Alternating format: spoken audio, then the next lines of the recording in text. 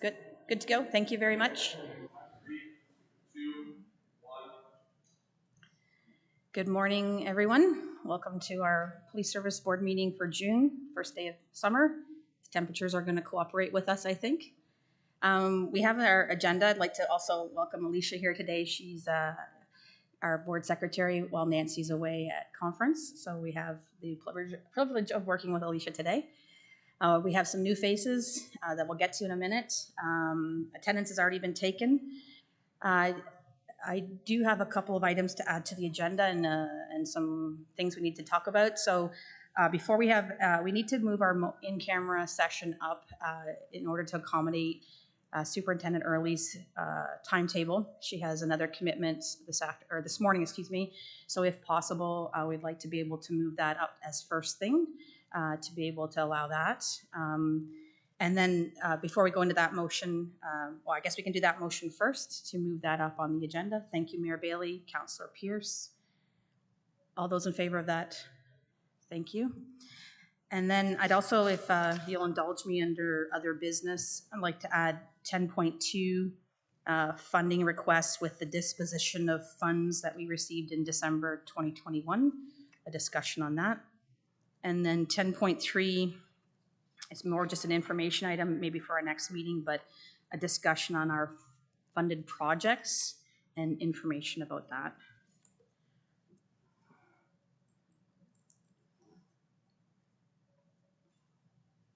Any other additions to the agenda?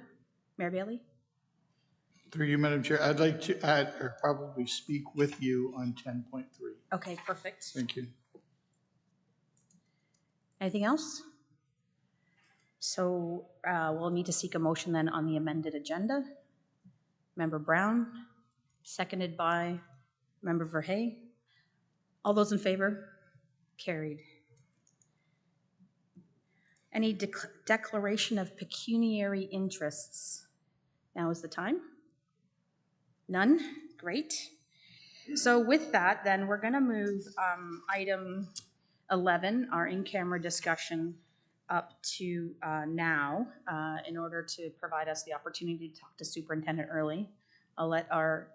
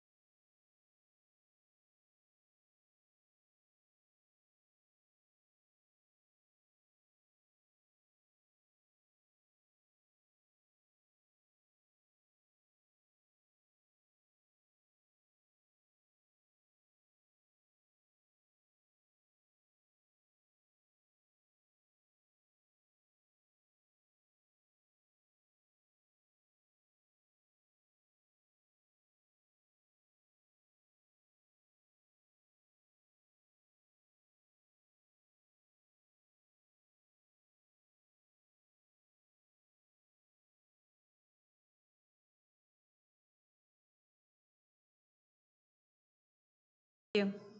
Yeah, see ya. Okay.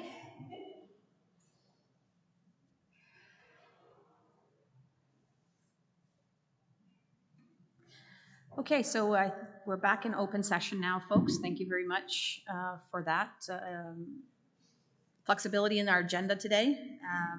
We're going to move on to item 4.1. We're just going to give staff here a chance to get resettled in. Thank you for your patience, staff, for that, allowing us to do that. Emily is, I'm not sure, Cindy, if you're introducing or if I'm introducing, or sure, I'll ask Cindy to come up then to introduce Emily.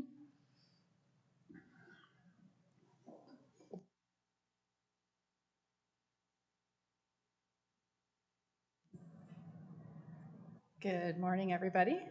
It's nice to be here this morning and see some familiar faces that I haven't seen in a while. We're here today to provide a presentation to the board on the Community Safety and Wellbeing Plan. Emily O'Kell is our coordinator and has prepared a presentation to provide you with some background on what the plan is as a reminder, what the status is of the plan, and what our plans are as far as implementation. So without further ado, I will call Emily up.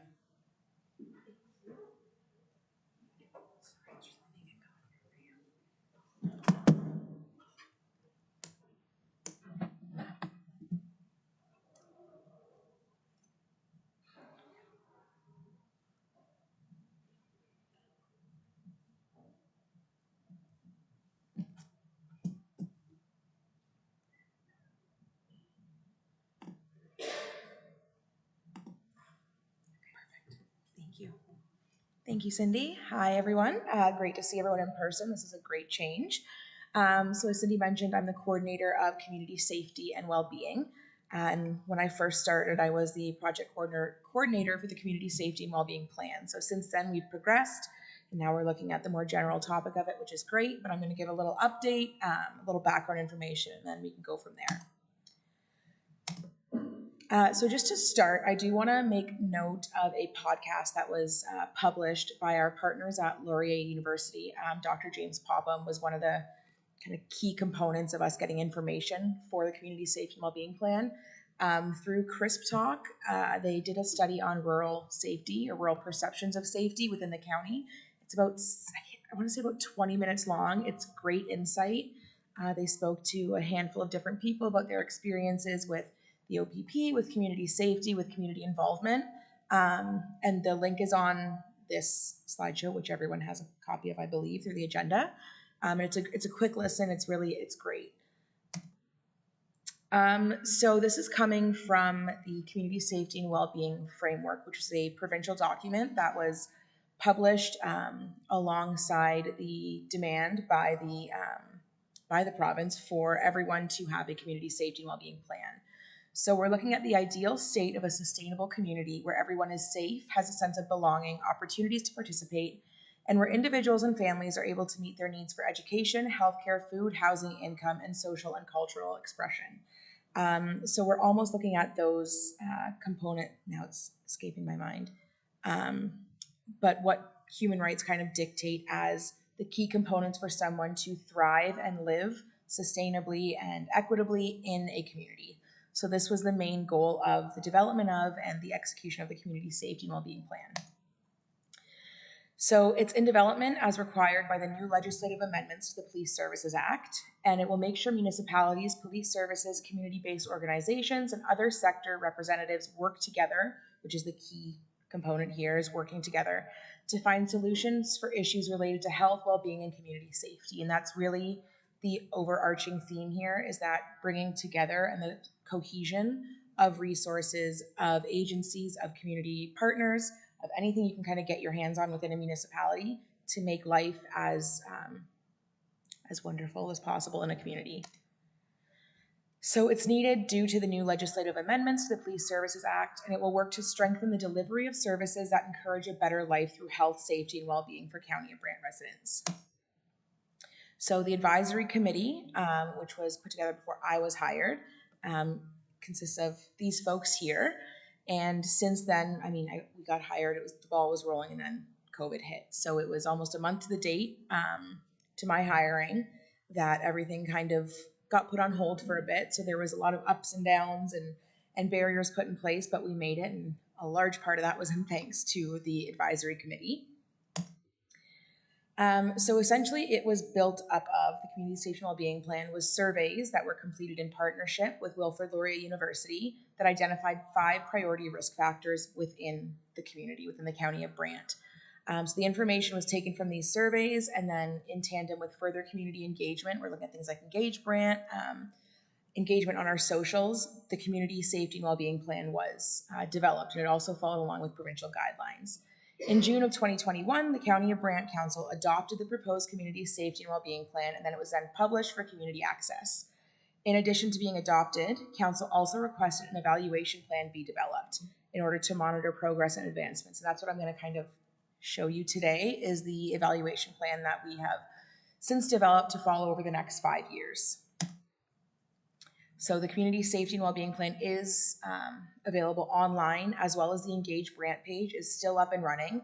I believe the Community Safety and Wellbeing part has been archived, but as we progress, it will be reopened and available for public participation once again. So the priority risk factors that were determined through these surveys and engagement were mental health and addictions, youth services, affordable housing, transportation and pedestrian safety, and diversity and inclusion. There were also 2 kind of sub-factors we were looking into of family services and senior services. However, as it was kind of discussed going forward, these fall into almost every one of the other risk factors brought up, especially when you're looking at seniors, like the diversity and inclusion surrounding the senior population in county is super important, and that's something we're also working alongside different kind of areas within our organization to make sure that as much outreach is being done as possible. So we have used matrix reporting as the evaluation tool. This is our mechanism. It sets up evaluation, objectives, activities and timelines, and measures of success. It will aim to demonstrate and outline approaches, demographics, current success, current failures, and sources of hindrance. So we want to see what we're doing, the anti-stigma, anti-oppression approaches, as many equitable approaches as we can, looking at best practices, the demographics, who is in need, what are they in need of, and how can we get that service to them as quickly as possible. We are also looking at what's working. We don't want to just look at what is lacking and what isn't working. We want to look at what is working so we can continue to do that and strengthen that moving forward. And then, of course, sources of hindrance. So what are the gaps in service? What are the root causes? Is there a problem with equity? Is there a problem with outreach to those living further away from county hubs? And that's something we also want to address. And we want to look at resources, outcome development, milestones, and the future outlook. So where is the support coming from? What is the success coming from? What are the strengths? What has been accomplished and what has been completed? Every time we do an evaluation, we want to be able to look back and pinpoint exactly what has been done, how it has been done, when it has been done, and what was involved in that. And we also want to be able to look forward and see what has changed, what needs to be altered, how can we adapt to these changes. Again, a perfect example of this development was during COVID. Everything was changing. All of a sudden things were put to a halt.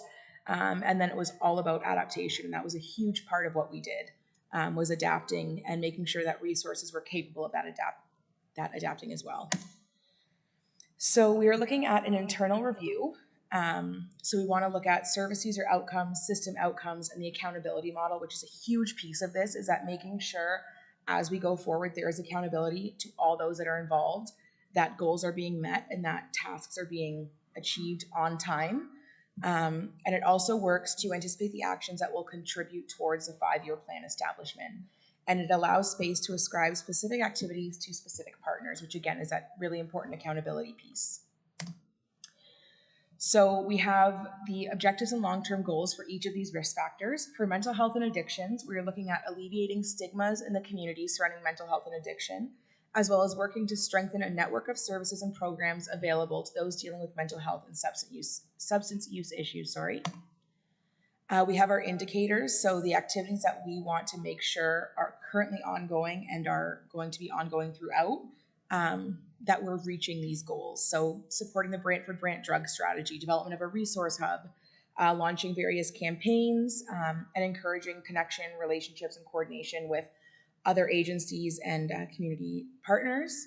And we want to make sure that residents have clear pathways to access these services, especially with regards to youth. That was a really big part of this, was discussion around mental health and addictions within the population of youth in the county. So these are some of the goals. And then we are moving on to youth services. So we want to work intensively and inclusively to provide the strongest network of youth services and support possible. By providing youth-specific mental health and addiction services, volunteer and employment opportunities, and designated training across the youth services sector, the county will be creating an environment that supports the well-being and livelihood of county youth. So again, our activities and indicators, there's a wide variety of them, but they are based around mental health supports, job recruitment, volunteer opportunities, anything that will kind of allow youth to get on their feet and get a strong standing within the county and use that to further their own lives and their own well-being. Affordable housing, we want to work collaboratively with stakeholders and agencies to guarantee resources and supports are available to assist those in need with finding affordable housing quickly and accessibly. So we have supporting the Housing Stability Plan, which is also a 10-year plan with a 5-year review, so it kind of follows along our timeline as well. We want to initiate the Resource Hub, which is just a theme that's kind of overarching in all of these risk factors. What we want to do is develop a Resource Hub that's available online for folks to be able to go to with whatever they need help with. So if there's something involving housing or mental health or senior services, there will be a tab for all of that on this Resource Hub. So all the information is right there, kind of at the click of a button. And as is another theme, is looking at best practices for how we can approach these issues and how we can approach the topics that are being discussed when it comes to affordable housing, especially its connection with mental health and addictions and being able to find jobs, anything that kind of supports a person's livelihood, and how that falls into that housing first model. When someone has a roof over their head, then they can worry about the other things they're dealing with, because that's always one of the main concerns of safety, of well-being, of livelihood, is having that roof over your head to start. And then you have your foothold and the resources can come in and kind of progress from there. Transportation and pedestrian safety. We will work collaboratively with municipal government and law enforcement to encourage safety on the roads. We will also utilize various strategies to encourage traffic safety and to continue to implement the Brant Safe Street Strategy. In addition, the County of Brant will also work to ensure transportation is more readily available and accessible for all of its residents to ensure they can get where they need to go with as little impediment as possible. So we want to make sure if someone has a social services appointment, if someone has a counseling appointment, if someone needs to get to the doctor and they don't have access to a vehicle, we can be there to fill that gap. We can make sure they're getting there when they need to get there. And our indicators, again, this Brant Safe Street Strategy, that is a tongue twister. Municipal approaches for mitigating traffic concerns. We want to look at investigating the barriers to access to transportation. Social services collaboration. We want to make sure that youth and seniors specifically have access, because that is where we noticed some of the largest gaps in transportation availability were to youth and seniors. And we also want to look at rural transportation.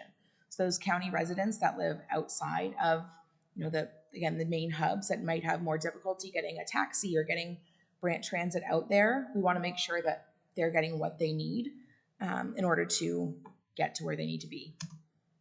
Diversity and inclusion. We want to combat racism, discrimination, and prejudice, alongside with creating strong support networks for newcomers, and we will utilize as many resources as possible to ensure it is an inclusive, equitable, and supportive home to all of its residents. And that's kind of the key word, is equitable, that we want to look at. You can make everything as equal as you want, but there's still going to be people who have less of an advantage or have less privilege with certain things.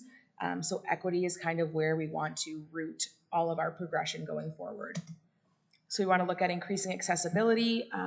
A migrant worker support system is something that's also really kind of taken our, I don't want to say our interest, but it's something that's really pertinent to the county. We have a lot of people involved in this system, and we want to make sure that they have access to resources as well, because they are just as valuable to the county and to our livelihood as people who live here 24/7.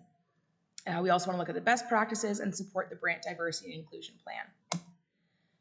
So we have implementation teams that we are in development of, or we are going to be developing, which will basically surround each priority risk factor and will contain or will involve different community partners and different agencies.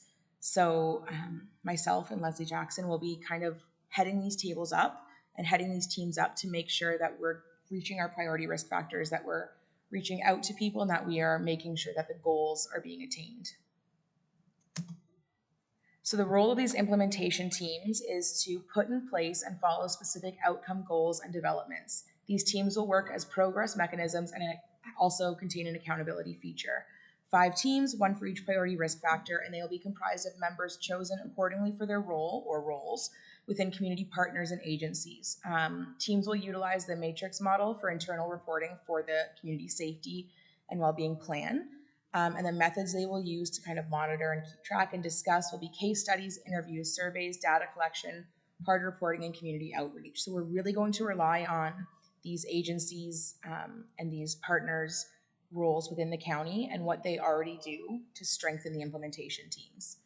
There's actually a national implementation resource network, which I came across doing research on how we can start this and how we can get the ball rolling. And it's really interesting to see. The link is up there as well, but how this can go across many boards. You know, you have for academic purposes, for municipal government purposes, for I believe they had some for even like different studies. So it's interesting to see how we can play into this, and it's exciting as well. So basically what we've come to with conclusion, or with our conclusion and progression, is that each implementation team will consist of a varying number of members. We can't have one set number because some will have more involvement than others. They will meet quarterly unless pertinent issues come up, in which case ad hoc meetings can be scheduled. Team members will be selected via an outreach process to the community partners listed at the beginning of this document. No nominations will take place. It's just, I think we want to leave it up to those agencies involved. Staff will reach out to community partners in order to coordinate member involvement. And as staff will take on the entire designation process, all updates and progress will be run through council and committee.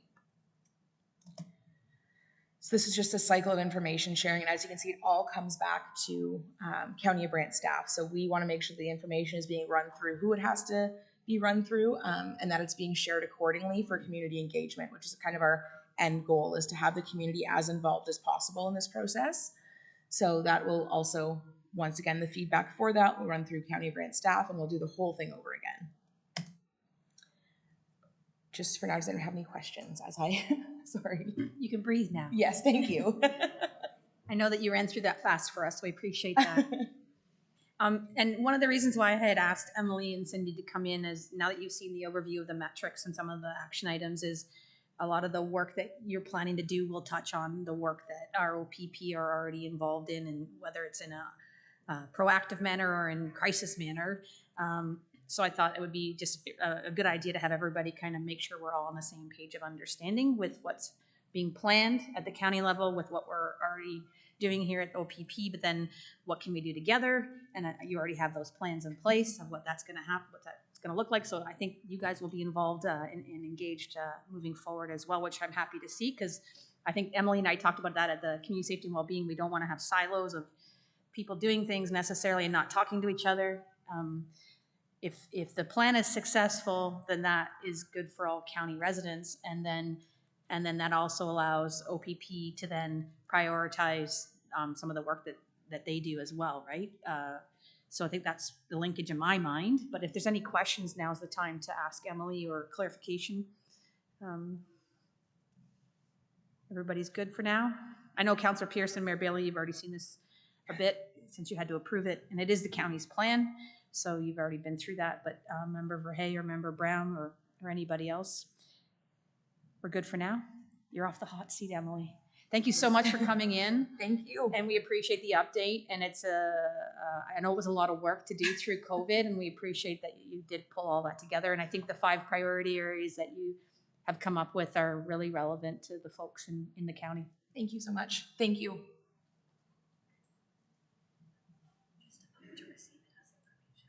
So we'll need to have a motion to receive that presentation for information, please. Member Verhey, and seconded by Member Brown. All those in favor? Okay, that's carried. Thank you. Thanks also for your flexibility in the timing of everything today. Appreciate that. Thanks, Have a good day. Item number 5 on our agenda is the adoption of our Police Service Board minutes from May 17th. Mayor Bailey is willing to move that. Seconded by Councillor Pierce. All those in favor of those? It's carried.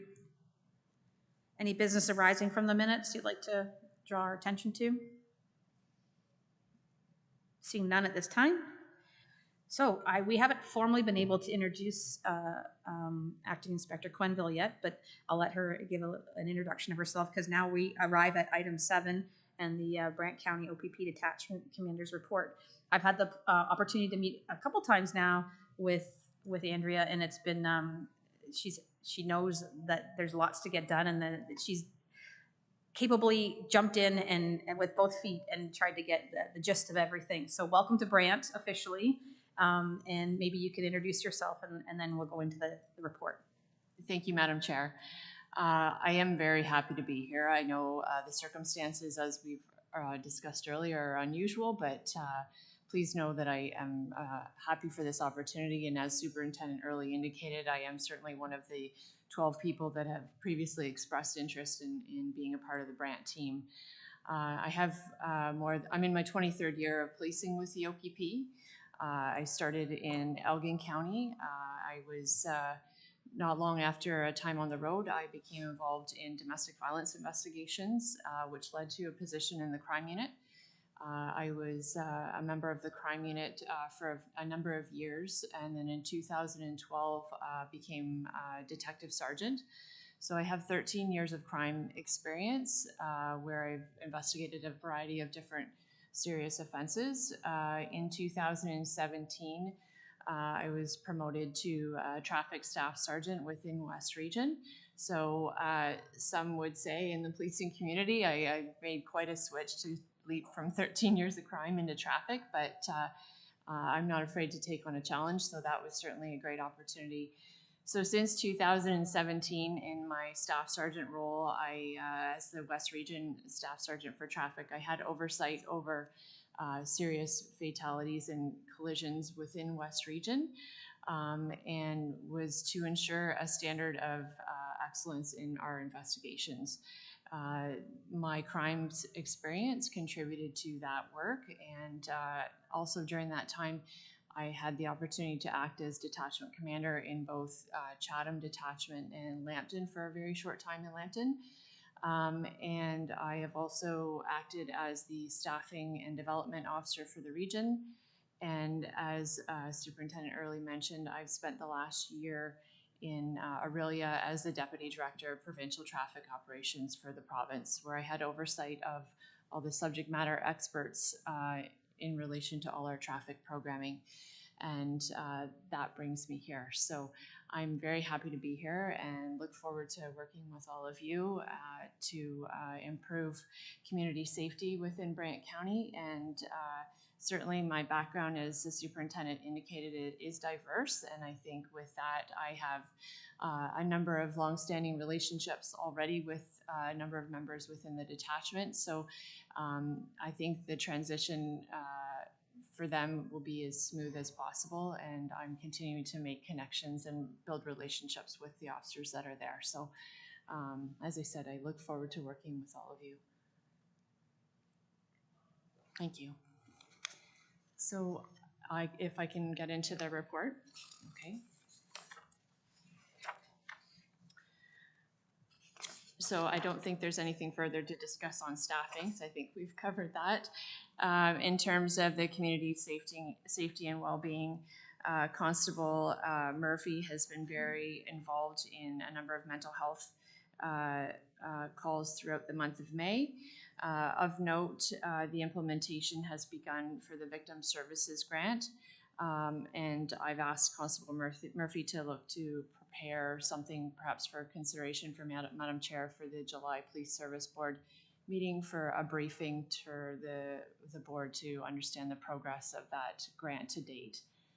So that is where we're at with the community safety and well-being. Also of note, the mental health calls are at a 5-year high year to date. I think, systemic and reflective of some of the things that have been going on in the communities, not just in Brant, but certainly across the country as results of COVID implications. The school resource officer, Constable Gagnon, has been also very busy within the community. Of note, the Grand Erie School Board met with Constable Gagnon and Acting Staff Sergeant Fox just last week, and they've indicated that they're pausing all school resource officer programming for the balance of the school year, just within the public system. They're evaluating that program. They're hoping the review will be concluded by December. So that is, of course, we continue to respond to calls for service, but any of the proactive programming that was being done with the children has been put on pause within that board.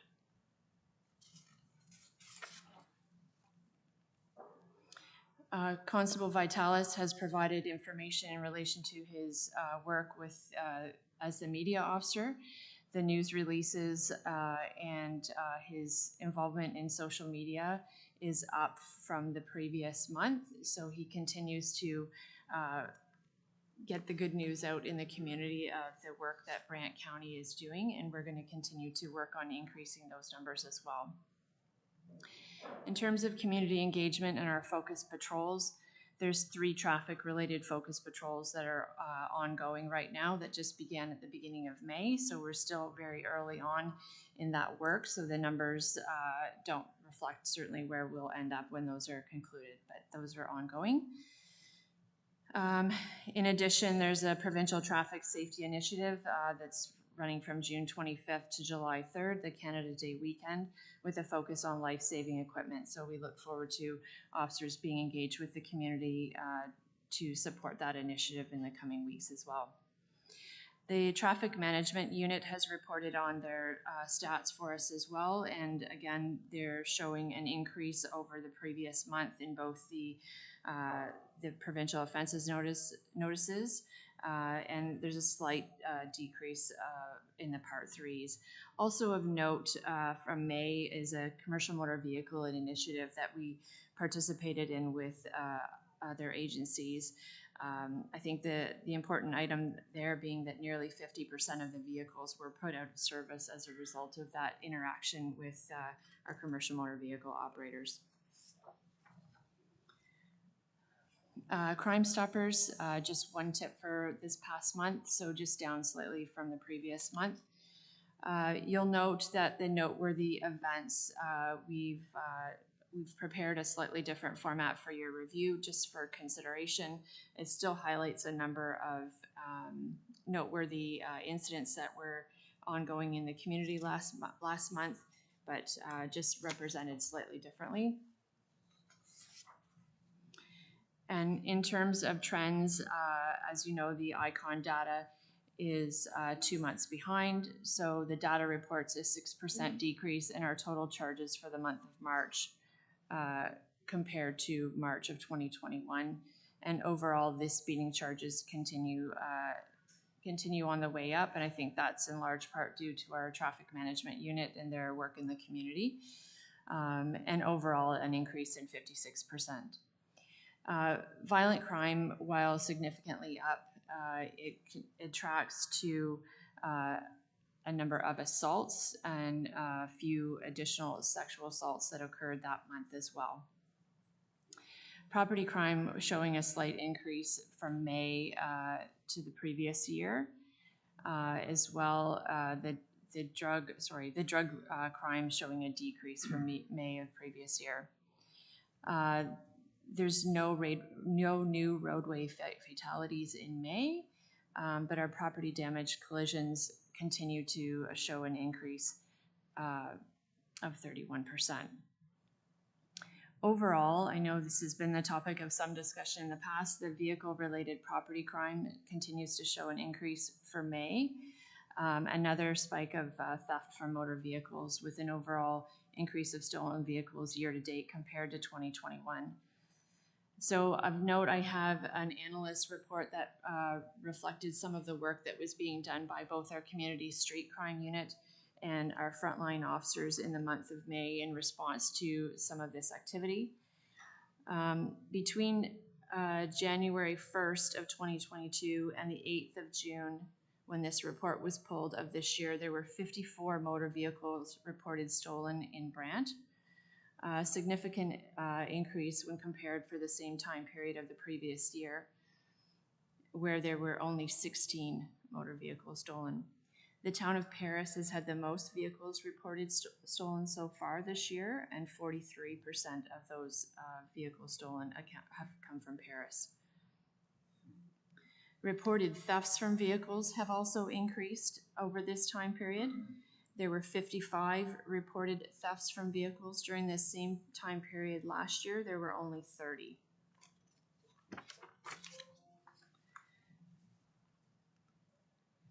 Additionally, of further analysis on the stolen vehicles, as I said, 23 of the 54 vehicles stolen were from Paris.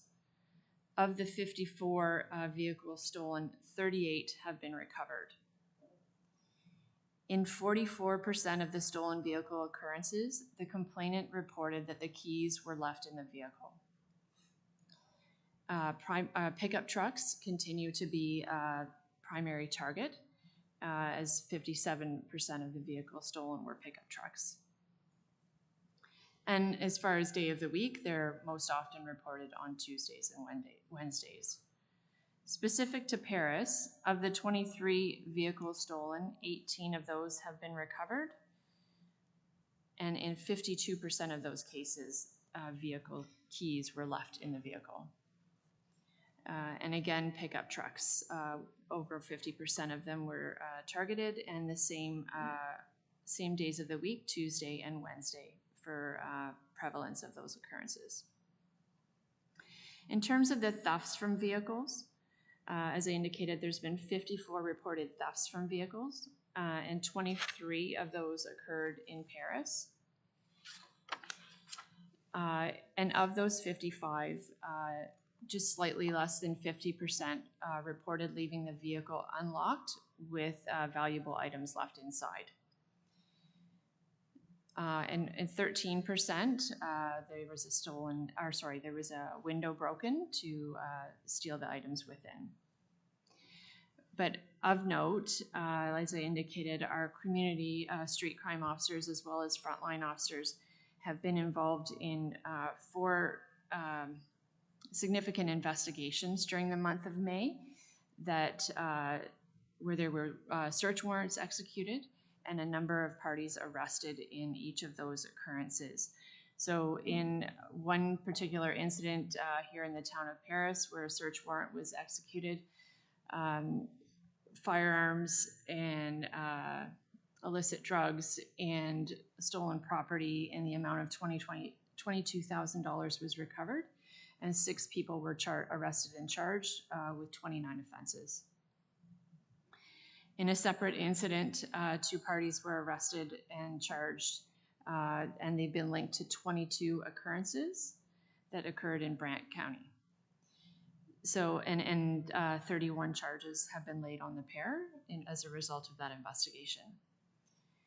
In a third investigation, 2 people have been charged for theft from vehicles from the St. George area, and also charged with a break and enter to a business in another county. 25 charges have been laid against the 2 in that investigation. And finally, in the fourth investigation of note, another male was located in the city of London with a vehicle stolen from Paris. So he too is facing a number of charges in addition to the theft of the vehicle. So all that to say that while the incidents and thefts are certainly demonstrating a significant increase, the officers in Brant County OPP have taken steps to identify those responsible and have laid a number of charges.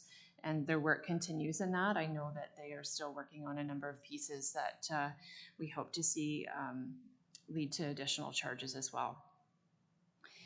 Mental health calls demonstrated a slight decrease in May of this year. The level 1 calls decreased by 6 incidents, and overall calls involving a mental health component are decreased only slightly by 3%. The 911 calls were up only slightly for the month of May and continue to trend downwards for the year. And alarm calls showed another increase in May over last year of just over 26%. Our domestic disturbance calls also increased for the month of May by an alarming just over 64% from May of the previous year, and up year to date as well. That is my report, Madam Chair. Wow, lots of food for thought there, I think. I'm sure there's going to spur some conversation. Any questions or comments? I know Councillor Pierce is waiting. Go ahead. Thanks, Madam Chair. Through you, hopefully Ange passed it on that I do ask several questions about the report, but it's all good. A couple of them I have, and you kind of alluded to it in regards to the mental health related occurrences and stuff like that. Now I'm just trying to confirm with that. It's on page 38 of our report, but it's kind of the one you spoke of there with the calls up. Yes, that one there. My question, it appears, if I'm looking at that, it looks like, 2018, 19, 20, 21, there's a monthly one, which I'm assuming is May, and then there's a year to date.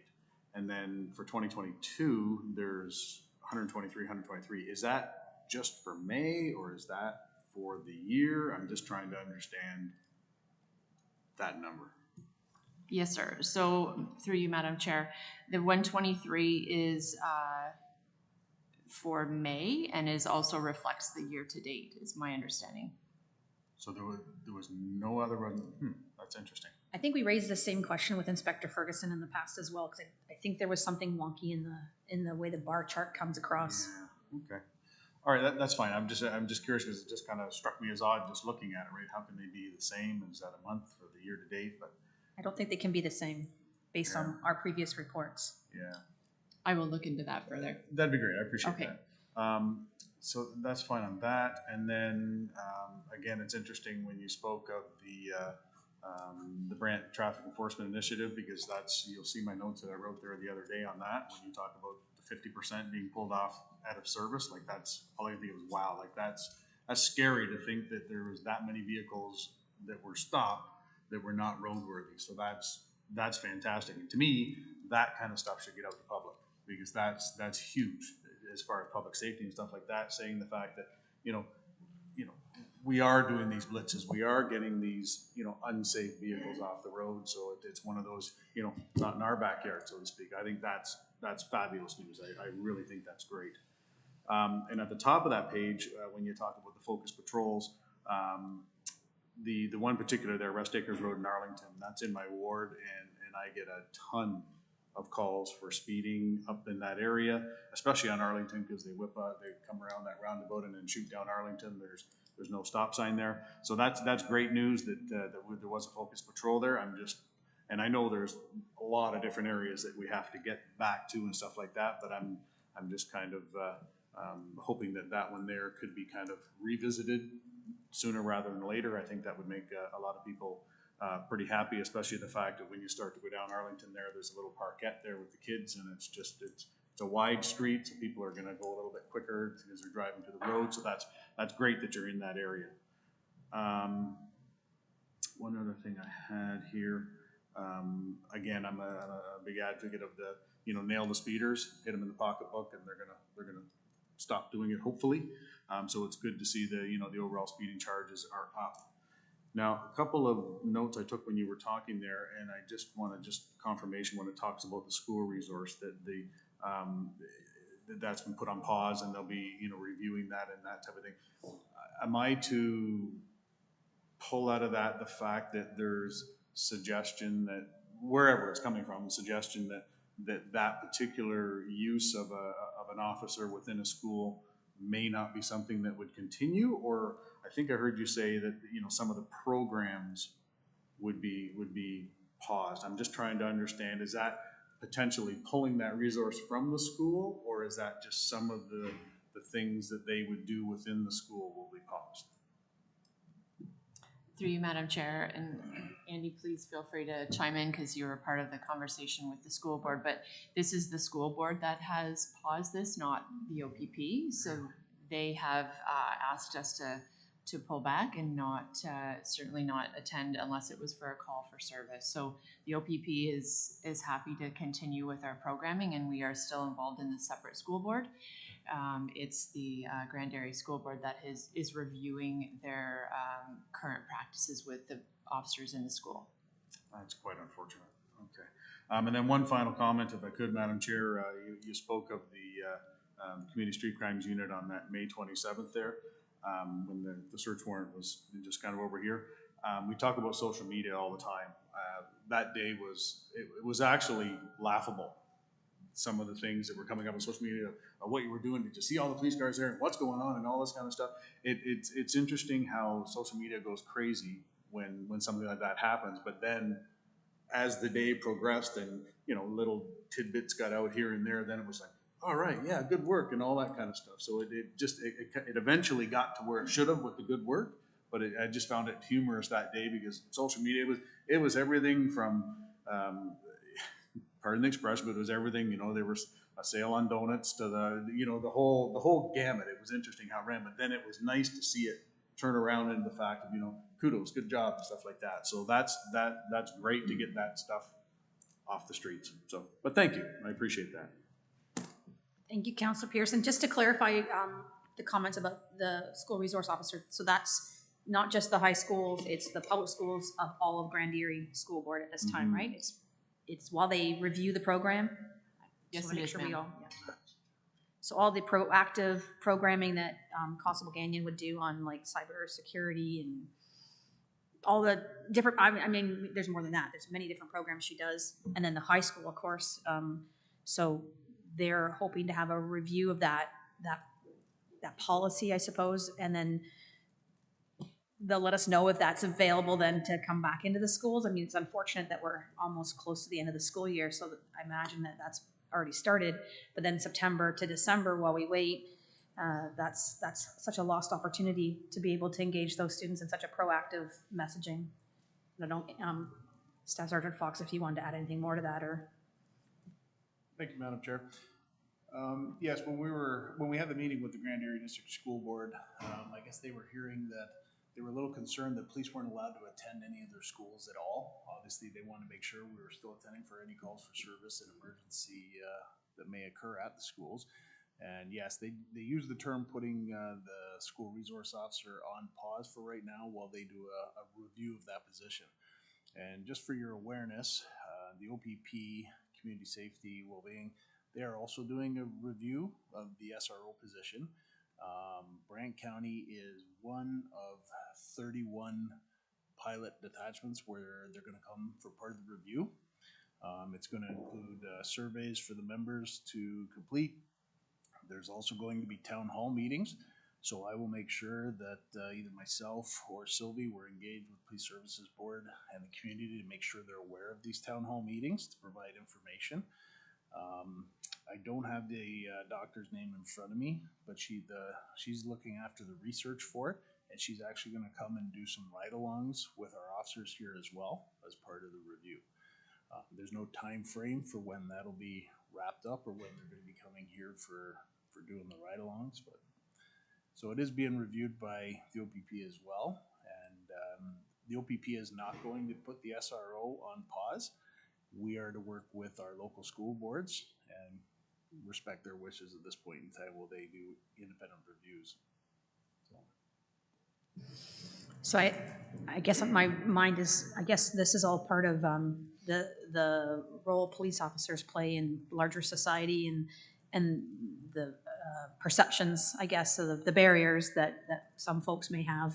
They're trying to maybe address some of those concerns that maybe rural Ontario doesn't have the same experiences maybe as urban parts of the province do. But nonetheless, hopefully with the review complete, with the OPP's review complete, we'll be able to get back to working with the kids and the youth again in a more one-on-one basis. And obviously the school resource officers available. It's good to hear that we're still Obviously, we're still gonna be available for any calls for service on an emergency basis. That doesn't preclude anything. That's obviously.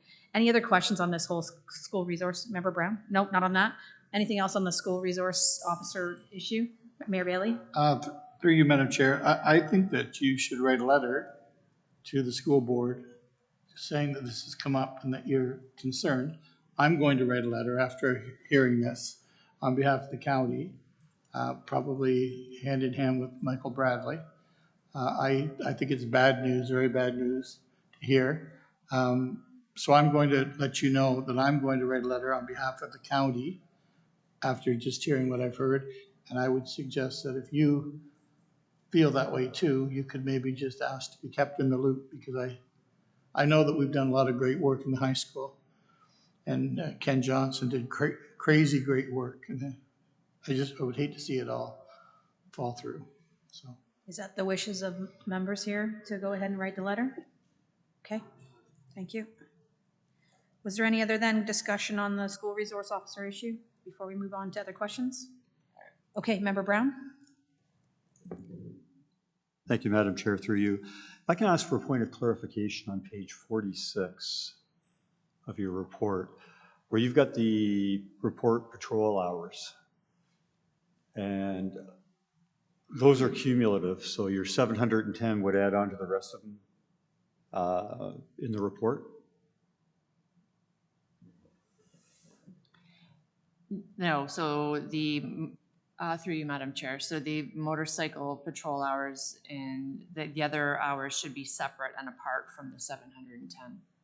So it would be cumulative then. So I guess I have an observation and a comment then. Sir. That's the way that I took it. And that being the case from 22 to 21, we've seen a decrease from 1,082 hours down to 776 hours. My concern is that is what the public sees, and that's where their perception comes from. And when we first got on the Police Services Board, there were a lot of concerns and complaints and negative comments about the OPP, about them not being visible or being around. And as Councillor Pierce had said, over the last 2 years, there's been a huge shift in that public perception.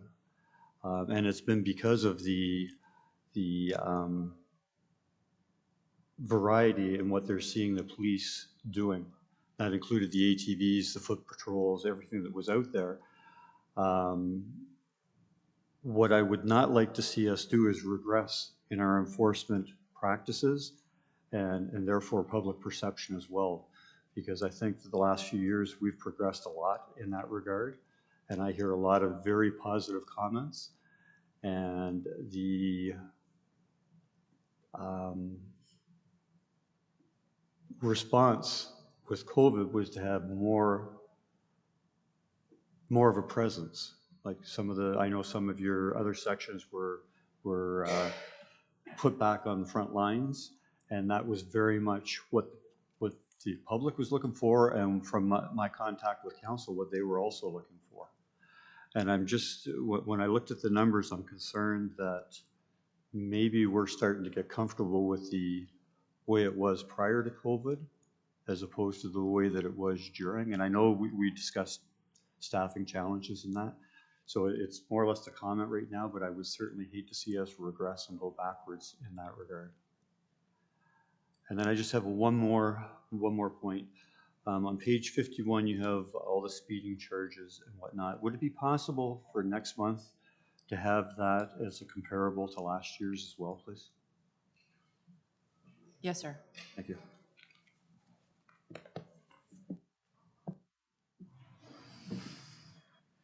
Any other member for Hay? I just have one simple question through you, Madam Chair. The commercial motor vehicle blitz that happened, was that hosted at I call it the city yard, but the highway, the truck yard across from the OPP station? Through you, Madam Chair, I'm not sure what location they actually ran it at. I could find out if that's of interest. It's not critical. I saw a big setup there one morning and I thought, oh, it looks like a commercial motor vehicle blitz, and I'm just curious if that was indeed what's being reported here. Yeah, through you, Madam Chair. Yes, it was actually. Myself and the superintendent earlier was actually down that day. We attended over to see the officers. So they did run it out of there because they were running it in conjunction with the MTO as well. So we used the MTO yard there. Kind of worked out well. I think we also had Brantford Police, Halton Police Service were also engaged in that, but that was the location. I just wanted to note, I appreciate the additional information on the motor vehicle thefts and motor vehicle property thefts. It's alarming to me that 52% of the stolen vehicles had keys left in their truck. It's like giving candy to a kid in a candy store. And I didn't record the number, but the number was very similar for cars that were entered with property stolen. Similar thing, cars were left unlocked, what have you. I know we have a number of community safety messages to get out to the community, but my goodness, that proactive piece has to somehow get out to our residents, that we can't be blaming everybody for the criminal nature if we're not being proactive in our own actions as well. Yes, there's criminal activity and there always has been and there always will be, but we can't be blaming folks for doing this. And it sounds like you've got some prolifically active people facing a number of charges as a result, which is excellent. But I guess I just am stupefied as to the high percentage of trucks or vehicles that have their keys left in their truck or property left in their vehicles that are just ripe for the taking. And I just wonder, how can we get that message out to the community of that proactive piece? It's a shared responsibility. We can't just expect that OPP is going to be able to solve everything. And I guess I'm concerned that we do live in a quickly changing rural part of the province, but we have to take some responsibility, and that may be more of a statement than a question, but I do appreciate the additional analysis and the insight into that. I think that was very insightful, so thank you for doing that. I don't know if anybody else shares the same concerns. I see you all shaking your heads, so I think you do, and I guess we need to find ways to share that message out with the community as well, to take additional steps. Any other questions on the Detachment Commander's report at this time? Okay, seeing none. We have on page, I just had it, 55, the false alarms report also provided by county staff, and we can see the number of warnings and different things that were issued by them in response to the alarms, and alarm calls were increased again last month, so I'm not sure everybody's getting the message, but at any rate, we'll need to have a motion here to receive both reports, please. Member Brown, Member Verhey will second that. All those in favor? That's carried. Okay, we'll move on to item 8.1 in your package. There was 2 surveys. So this is a second survey. Jim, Member Brown and I were made aware of this survey that was coming out from OAPSB, so the Ontario Association of Police Service Boards. We heard about this at the conference, and they have, as you all know, a new executive director with former Superintendent Lisa Darling, now executive director of OAPSB, so we know her somewhat.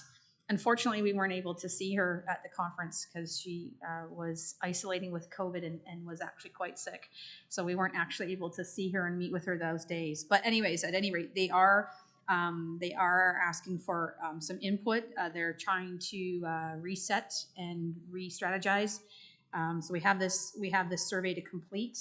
They're asking for 1 per police service board.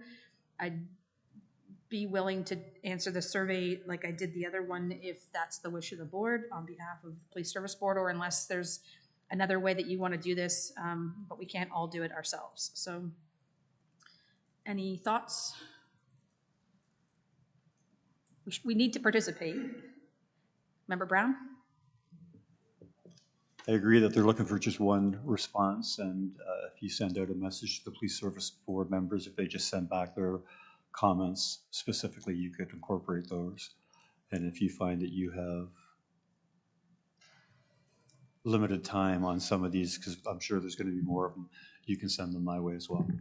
Just a quick question then, Heather. I guess you might have received this, but unlike the OPP one where they gave us the questions, we don't, without actually starting the survey, you don't know what the questions are for the survey, do you?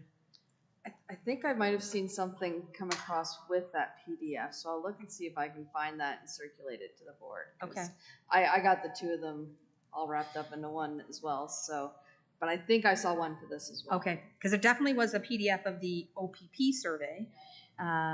But if there is one for this OAPSB survey, that would be good to circulate. It is due by June 30th as well, I believe. No, if you're the first week of July, they had said to us the end of June. We said that was very pressing for time, but we'd do our best.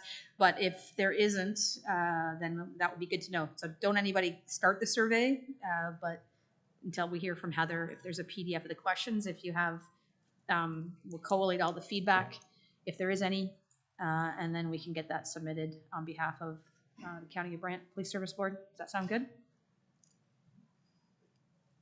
Okay, so we'll wait for Heather's information from there. There's nothing else under communications, so we'll go into number 9, updates. 9.1, Councillor Pierce, any communications or issues updates you want to bring to us?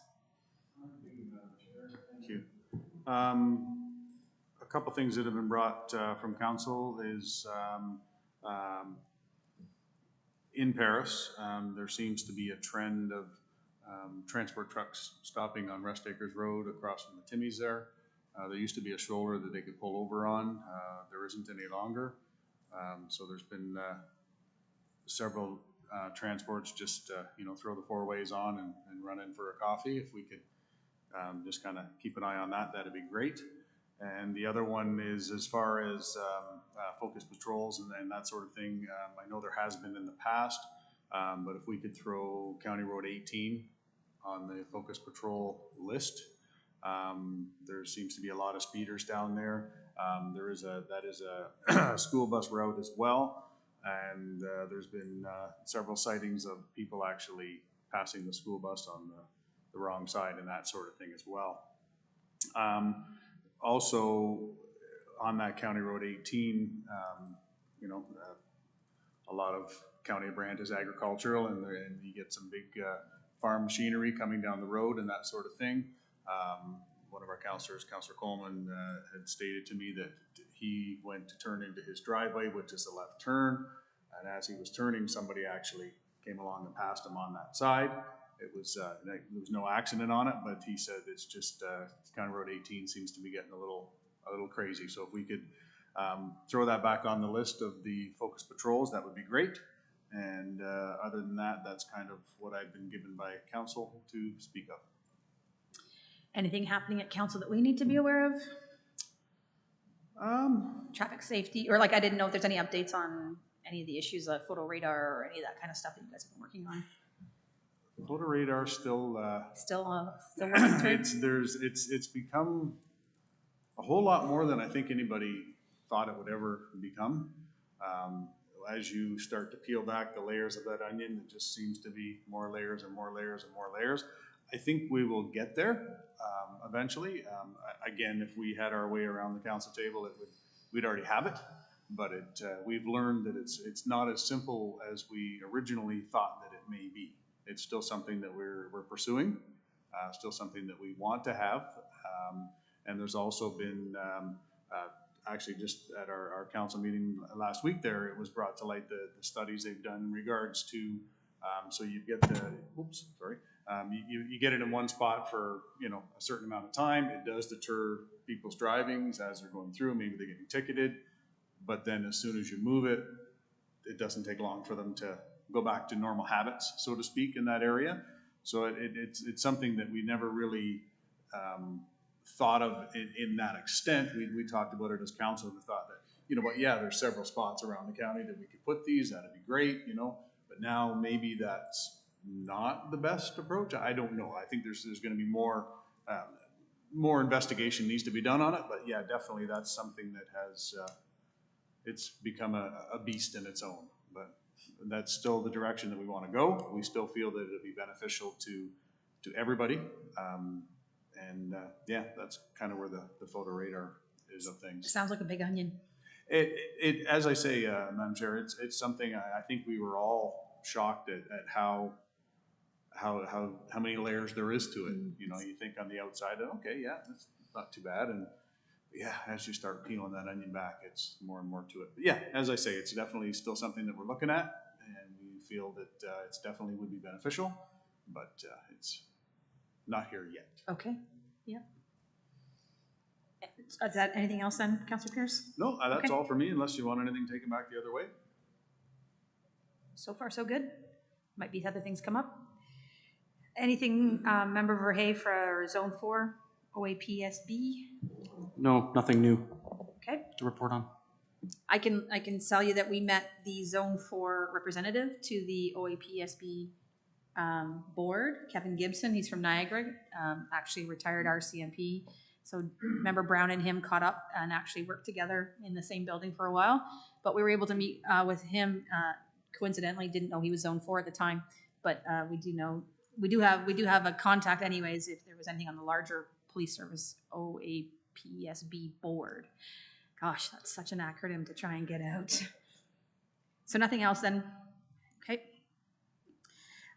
So just a quick chairs update. It's on the police. So the OPP police board survey, Heather didn't get any feedback from any of you folks, so I was able to go ahead and complete that. It's really looking at how they're going to restructure the report, the OPP Detachment Commander's report, which we've talked about, I think, several times here anyways, and is probably in line with some of the kinds of discussions and questions that we have here at the board as well. So I don't see any big issues. I did complete the survey on our behalf because it was due. So if you do have feedback on the other one, make sure to get that out. If not, then I'll go ahead and complete as well the OAPSB one.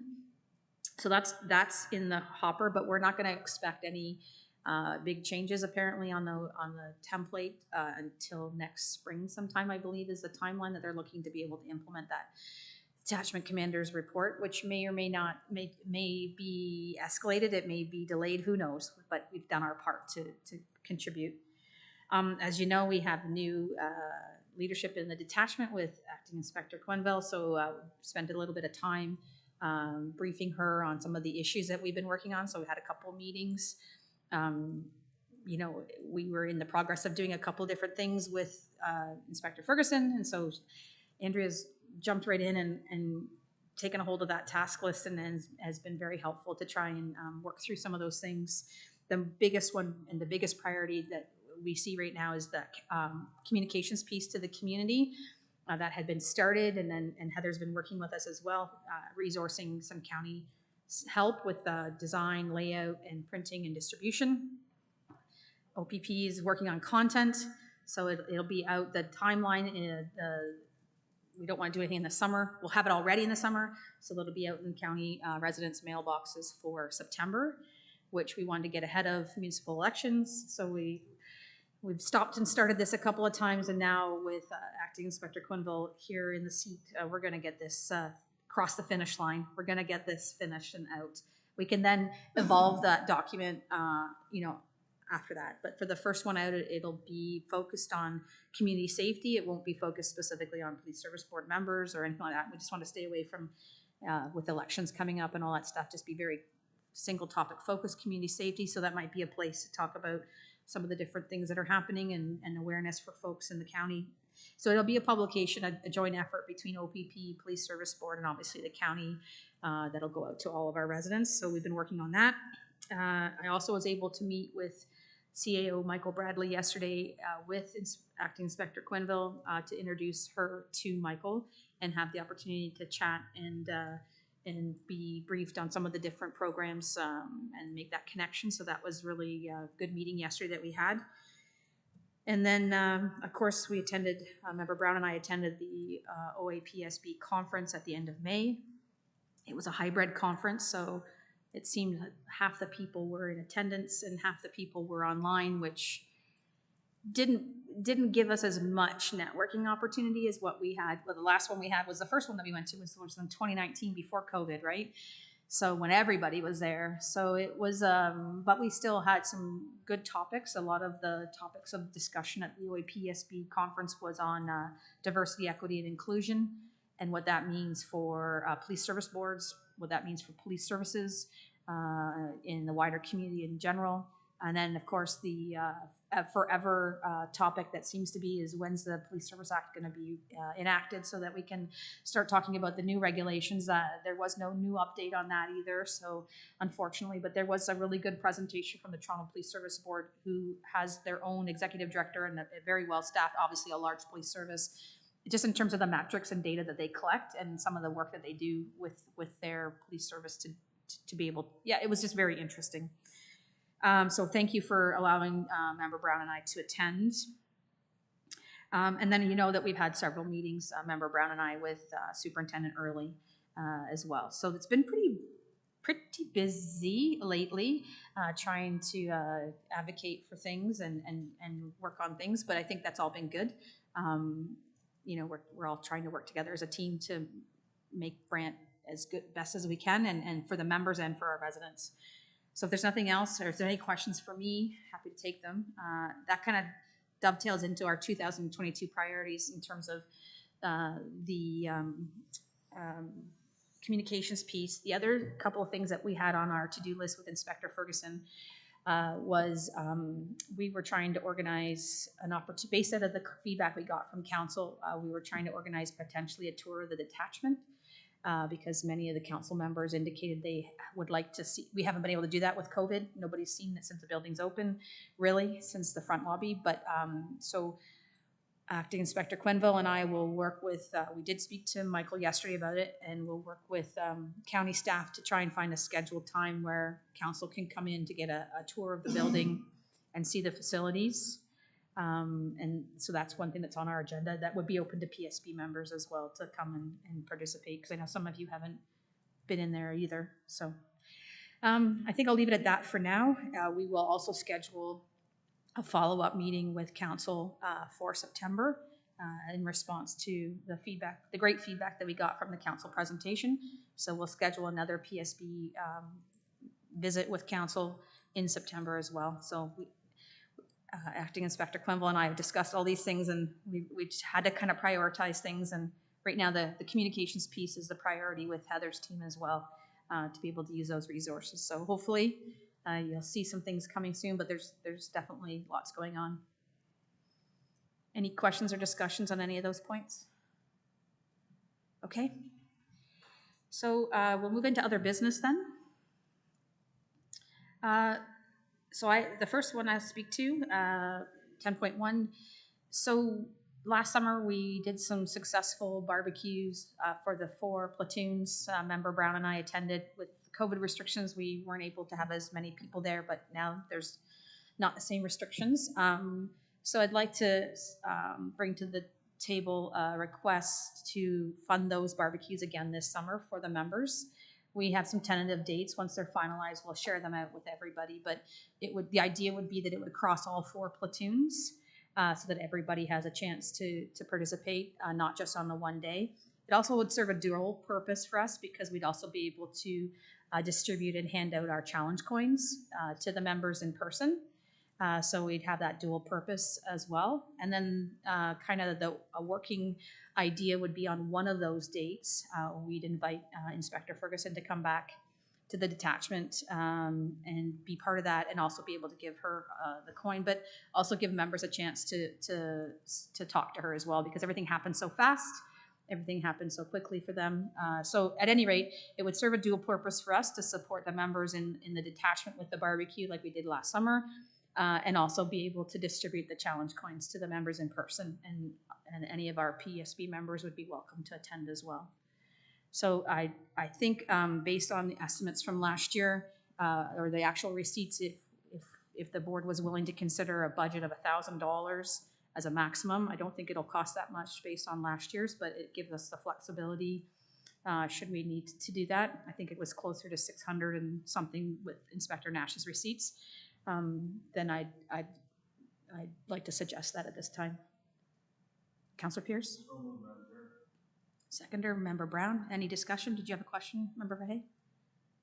Yeah, I was just curious how it unfolded, because I think originally before COVID we talked about actually doing the barbecuing, sort of providing the lunch and being hands-on. Did that actually happen last year? Or Yes. with COVID, was that? No, with COVID, we couldn't have as many of us there, so just member Brown and I went in, and because of COVID restrictions, we actually were like the Harvey's hamburger. We had to dress them, and because of the food restrictions. So Jim and I were able to get face to face with most of the folks. This year, obviously, COVID restrictions will be different, but it'll give us more opportunity to have those conversations while you're having.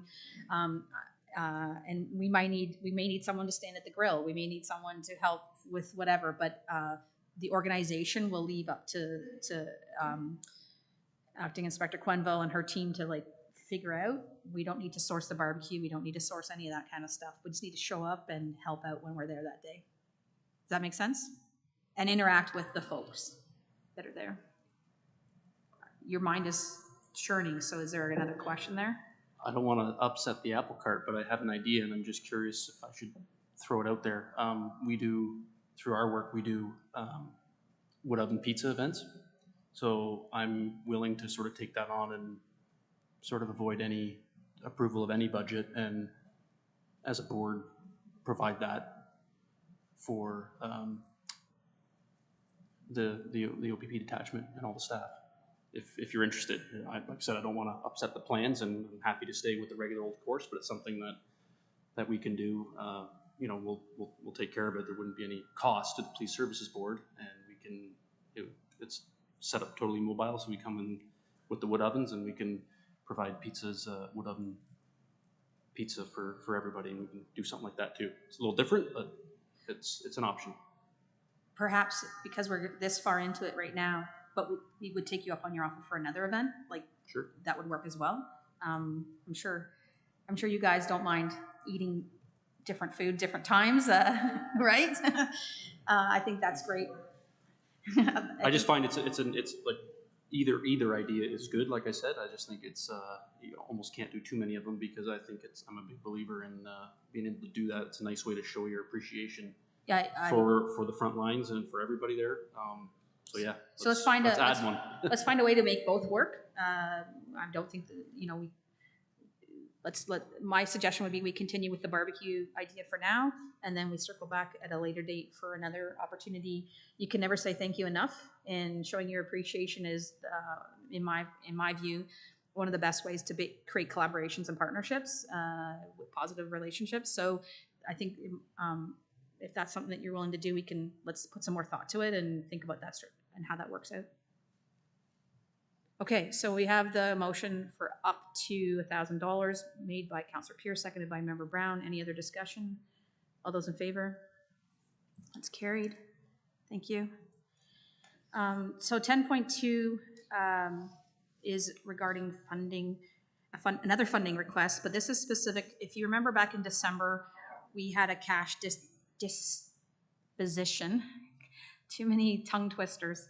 Cash disposition of $1,790. It came to us right in December at our year end, and that's from the proceeds of forfeited exhibits that were sold at the Burford yard sale in 2021 by OPP. That then came to the Police Service Board, and then we said, well, hold on, we don't have a chance to spend it yet because it's the year end. So I'm bringing to you an opportunity or an idea that may or may not cost more than this. We're just waiting on some additional information, but with the community safety team, and in particular PC Vitalis' position getting back out to events again now that we're post-COVID, we have an opportunity to maybe restock some of the display material, the tent awning, the covering. It's a black with OPP logo, but it says County of Brant on it.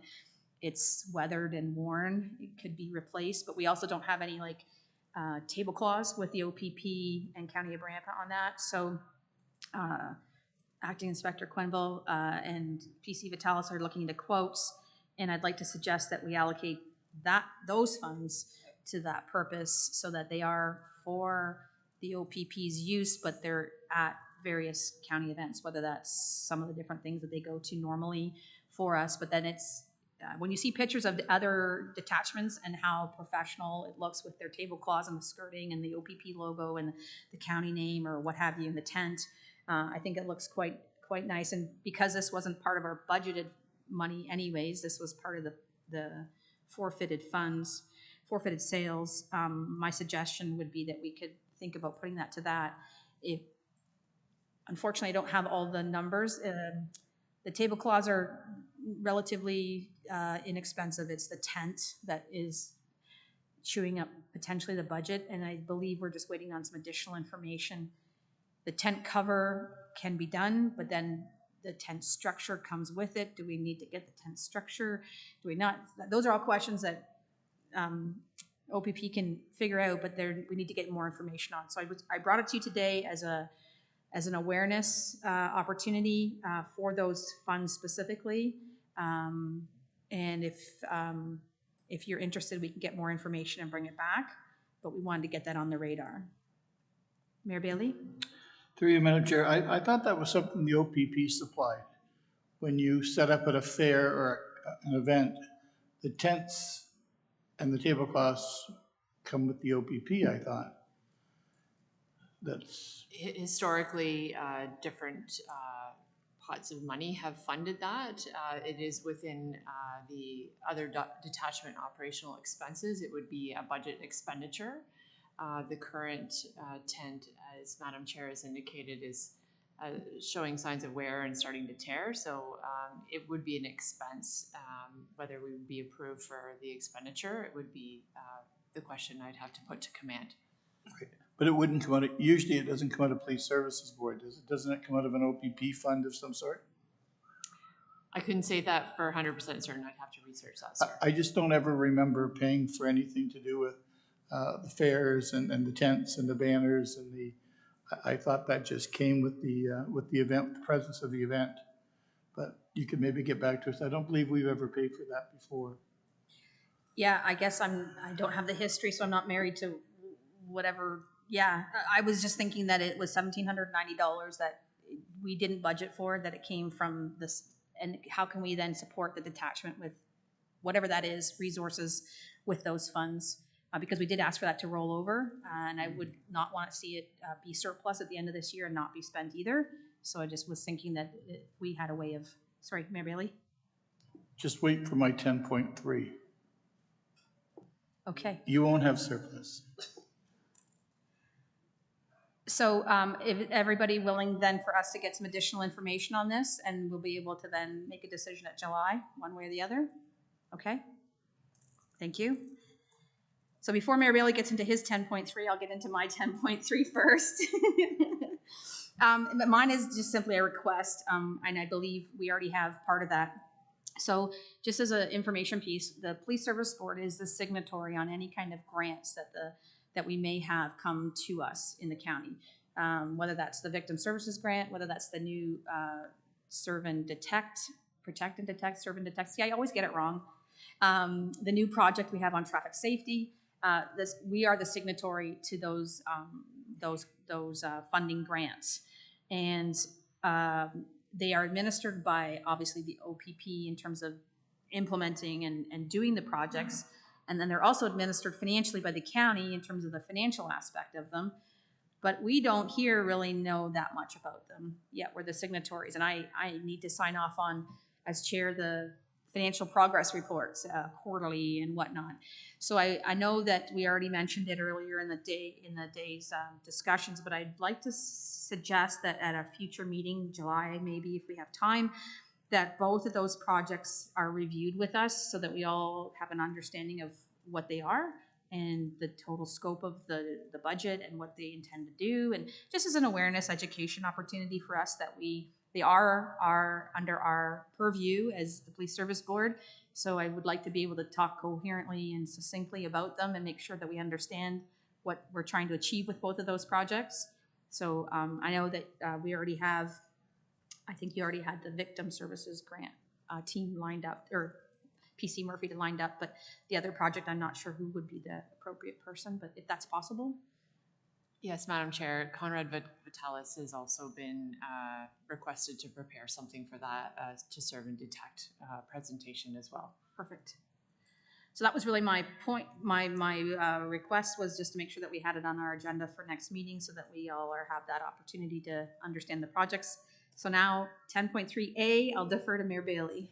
Thank you, Madam Chair. I had the opportunity to meet with Edith Stone during the weekend. And because they've changed their name for their policing unit, they're looking for financing to change all their messaging on their banners or whatever they wear to do their community policing. They've changed their name. They've also changed their name in the north section too.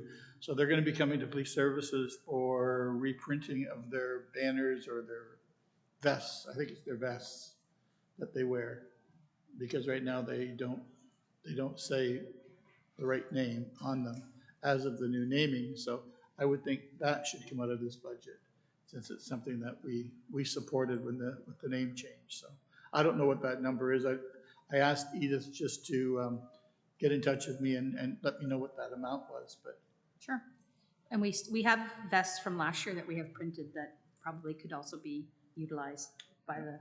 As long as the right name appears on their vest, that would be really handy.